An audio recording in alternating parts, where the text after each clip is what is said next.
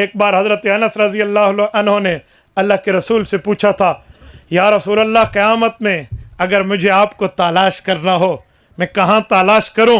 حضور پاک علیہ السلام نے فرمایا آپ نے مجھے تلاش کرنا ہو پل صراط پہ دیکھنا، یہ امت پر بہت بڑی ایک آزمائش ہوگی۔ پل صراط کے لیے عام طور پہ سمجھانے پہ علماء کہتے ہیں وہ چلنے پر 1500 سال کا سفر ہے، 500 سال چڑھنا، 500 سال سیدھا، 500 سال اترنا، بال سے زیادہ باریک، پانی سے زیادہ نرم اور تلوار سے زیادہ تیز ہوگی، اس پر کانٹے لگے ہوں گے۔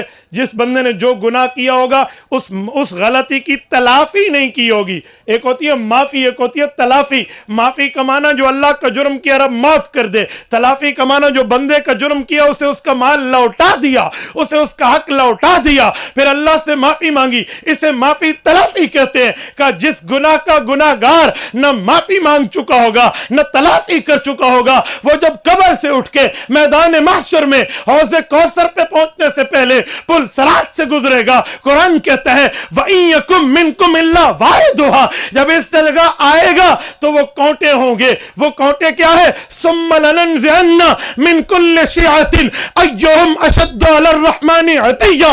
آپ اٹھائیں سورت نمبر 19 سورت مریم پارہ نمبر 16، رب کائنات ارشاد فرماتے ہیں پھر ہم کھینچیں گے ہر اس گروہ کو اللہ کے ہاں جو زیادہ سرکش ہوگا ہم کھینچ کے دکھائیں گے۔ علی الرحمن عطیہ، جتنا آگے ہوگا اسے اس طاقت سے، اس زور سے، اس پاور اور روب اور دبدبے اور دھاک سے یوں کھینچ لیا جائے گا۔ یہ لوٹے ہوں گے، مثلا کسی نے کسی کا حق ہڑپ کیا، بہن کا حق کھایا، زمین میں، وراثت میں، مکان میں، باپ کے مال میں، اسے نہیں دیا، وہاں ایک کوٹا ہوگا جو یوں پکڑے گا رب بچائے، اس سے ایک کندھا اتر گیا، اگر کسی اور کا حق کھایا دوسرا کندھا اتر گیا، کسی اور کا حق کھایا اور گوشت کی بوٹیاں یوں کھچتی چلی جائیں گی، اترتی چلی جائیں گی۔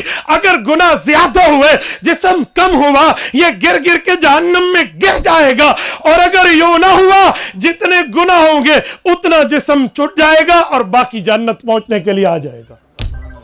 یہ منظر ہے، یہ ہے پل صراط جہاں پر اللہ کے رسول نے حضرت انس کو فرمایا میں یہاں ملوں گا۔ حضرت انس پوچھنے لگے یا رسول اللہ اگر آپ کو میں وہاں تلاش نہ کر پاؤں تو؟ فرمایا انس پھر آپ مجھے میزان عمل پر تلاش کرنا، جہاں پر اعمال تولے جائیں گے۔ اعمال کیسے تلتے ہیں؟ لوگ کہتے ہیں میں نے کہا اللہ اکبر، نیکی ملی تلے گی کیسے؟ میں نے گالی دی گناہ ملا تلے گا کیسے؟ اور حالانکہ حدیث پاک میں ہے، صحیح بخاری جلد آخری اٹھائیں، جلد نمبر 2 اٹھائیں، آخری حدیث پاک حضرت ابو ہریرہ کی اٹھائیں، باب ونزع الموازین القسط لیوم القیامہ وان اعمال بنی آدم وقولهم یوزن، یہ حدیث پاک اٹھائیں۔ حضرت امام بخاری اپنے استاد امام احمد بن اشقاب سے حدیث لائے ہیں، وبه قال حدثنا احمد بن اشقاب قال حدثنا محمد بن فضیل عن عمارة بن القعقاع عن ابی زرعہ عن ابی ہریرہ رضی اللہ تعالی عنہ وعنہم قال قال النبی صلی اللہ علیہ وسلم، اس پر دلیل لاتے ہوئے فرماتے ہیں اللہ کے رسول نے فرمایا کلمتانی حبیبتانی الی الرحمن ثقیلتانی فی المیزان خفیفتانی علی اللسان سبحان اللہ وبحمدہ سبحان اللہ العظیم۔ جملے بڑے اچھے ہیں، اب اللہ کے ہاں بڑے وزن والے ہیں، میزان عمل میں بہت وزن رکھیں گے، زبان پہ بڑے ہلکے ہیں۔ جو سبحان اللہ وبحمدہ کہے گا، سبحان اللہ العظیم کہے گا، یہ رتبہ اس کو مل جائے گا۔ اس پر امام بخاری کہتے ہیں اعمال تلیں گے۔ وہ زمانہ تھا جب کہا جاتا تھا مان لو اعمال تلیں گے، اسے آنکھوں سے سمجھانا، ریلائز کر کے دکھانا یوں نہیں تھا۔